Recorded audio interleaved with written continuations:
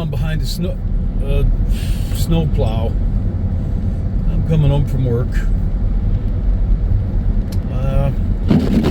Nice bread and salt. I had a little haunting about 3 nights ago. A little story to relate, because I relate those things on here. There were actually 2 other people present for this, so it wasn't just me. But it is just my word, I guess, at this point. Well, this happened several nights ago, and I went to the drugstore in my little town, little village I live in. It's about a 5-minute walk from my house, 2 minutes by car. You know, it's a pretty small town.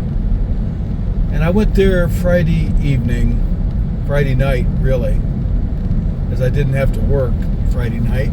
I took that off. And the place was closing. There was nobody in the parking lot, just 2 cars that had a little snow on them. You know, they hadn't moved. There were 2 employees left in the store getting ready to close the place and for the night. And there was nobody in the parking lot, no people. It was cold and windy, and it wasn't really windy, cold and rainy. Not that cold, because it was raining. You know, so maybe 40 degrees. So I'm talking to these 2 people, these store employees. I know them both. Everybody knows everybody in that little town, especially if you work in a store. Everybody knows you. And Jen used to work there. She worked there for about 11 years in the pharmacy. And I don't know, I got talking. I know the woman's that was working there is about in her early 40s. And there was a young man of about 20 there behind the cash register, both of them behind the counter. And I'm standing on the other side.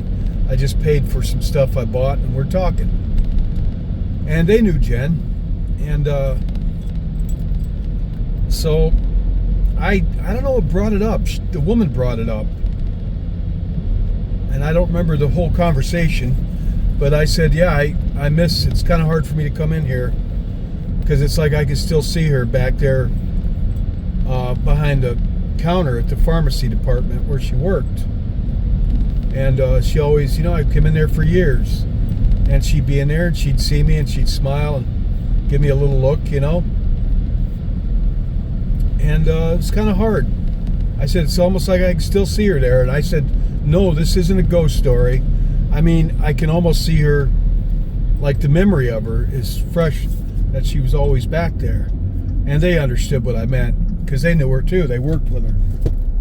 And the one woman, actually, that was there, Jen and I drank with her beer a few times. We knew each other. And the woman brought up ghost stories. The woman did. Something about her husband was deceased, something about that. I'm not going to relay that, doesn't matter. But I said, yeah, I have these things happen to me since I was a child, you know, encounters with ghosts. I don't know, maybe I'm a medium or something. And they were both listening to me from the other side of the counter. And I said, my mother, this plays into this. I said, my mother once told me about 10 years ago, when she was having some hauntings in her house, and she ran a nursing home, and a lot of people passed on in there, natural causes, over the years. And she had a few hauntings in there, and she was having a bad time for a little bit with one that was kind of unnerving her. And I went to visit her, and I'm telling these people this, and she said to me, you bring that stuff. She told me that she thought I attracted paranormal activity, and that I brought it to her house when I showed up. And right when I said that, I was telling these two people that. Right when I said that, the doors opened up and closed all by themselves. And there are two doors. I'll show you a picture of that at the end of this video.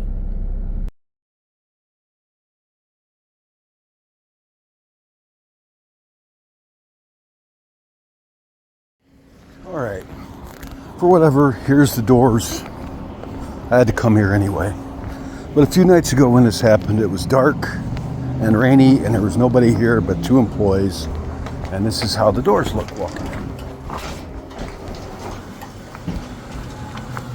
And we were over there.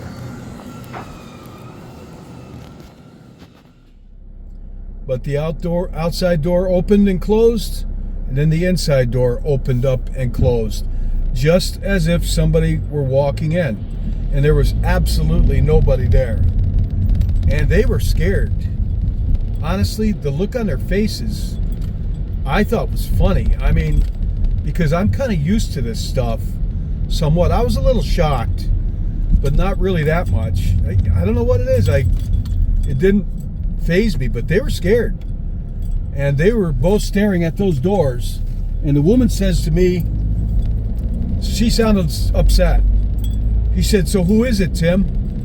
She said, "Who just came in here?" I said, "I don't know who it is. Could be anybody."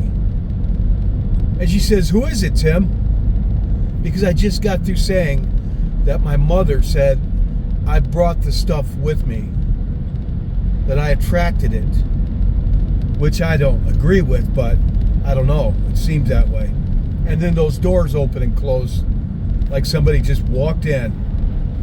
And in one door, then a couple seconds later, the interior door opens up and closes.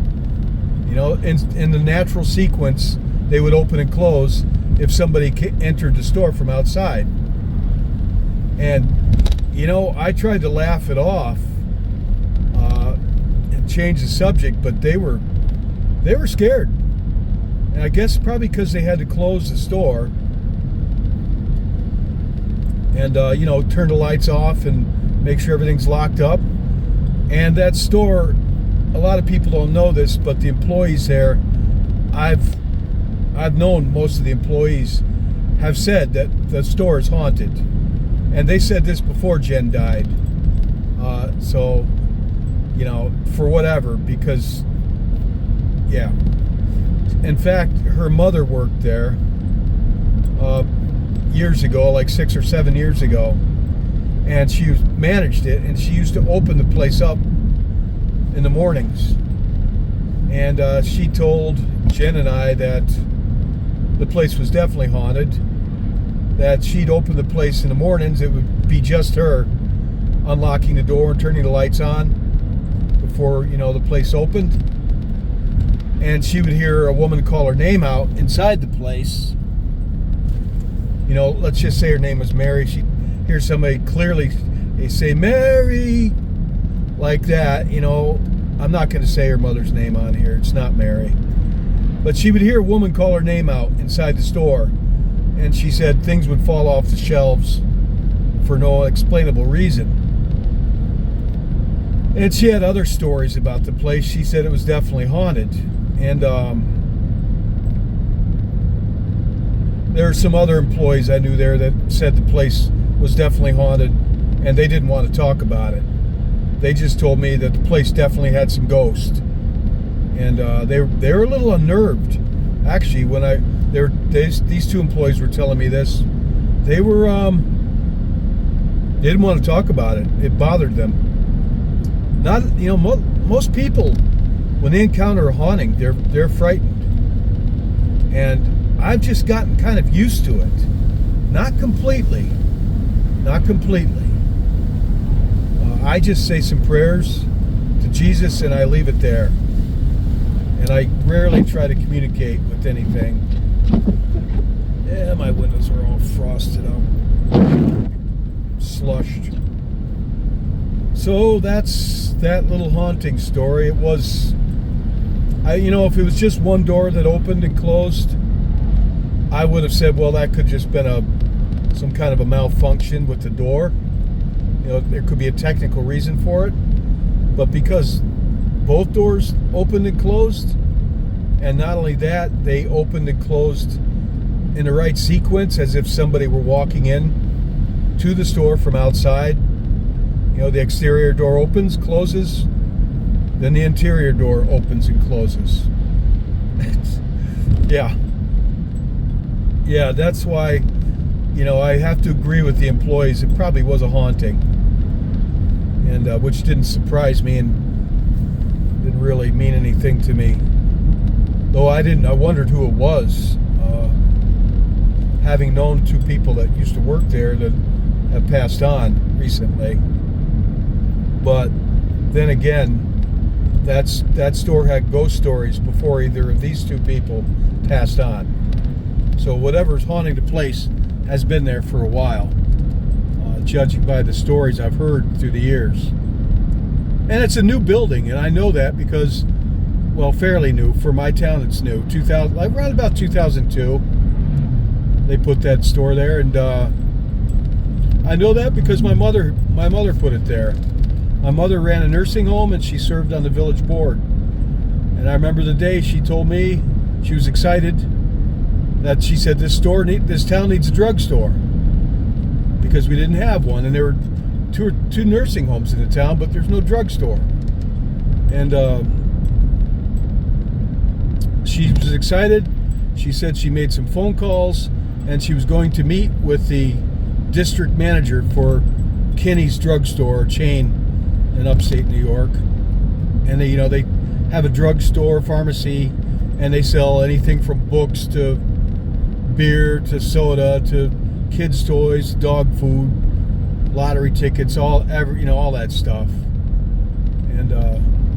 And she came back excited from her lunch and told me they're going to do it, and she was really thrilled. My mother was a shaker and mover. I mean, she organized groups that raised money, that built bridges and schools in Africa, and she got things done. She was a shaker and a mover in life. So, there were older buildings that standing there because the drugstore is right pretty much in the center of town. And that town, the buildings it was settled in the 1790s. So there's probably, who knows the history of the land there. I don't. So that's it. I just thought I would share that little quirky little story. All right, that's all. Still working. I got a few more weeks to work, and hopefully then I think I'm going to France. And to tell you the truth, I'm getting a little nervous about it because I'm planning to go back to where I was in May. That's Dinan, Dinan. It's in Brittany. I fell in love with that little town. But I'm going to be there alone. And I don't really speak French. I don't know anybody. I just feel like I'm supposed to go there. I feel like I'm being led there.